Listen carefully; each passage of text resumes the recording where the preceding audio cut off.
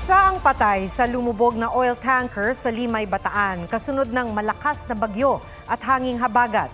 Madaling araw nang unti-unting lumubog ang MT Terra Nova na may sakay na 17 crew dahil sa malalaking alon sa bahagi ng Nasugbu, Batangas. Bukod sa isang namatay, may 4 din na nasugatan.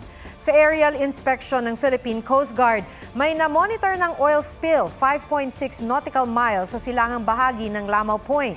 May kargang 1.4 million liters na industrial fuel oil ang tanker.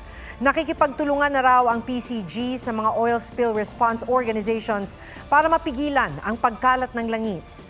Ayon sa may-ari ng barko na Portavaga Ship Management, nakaschedule itong umalis nitong Lunes pero pinigilan sila ng PCG at Martes na ng gabi pinalayag. Wala pang pahayag ang PCG sa sinabi ng may-ari ng barko. Huwag magpahuli sa mga balitang dapat ninyong malaman. Mag-subscribe sa GMA Integrated News sa YouTube. Sa mga kapuso abroad, subaybayan nyo kami sa GMA Pinoy TV at sa www.gmanews.tv.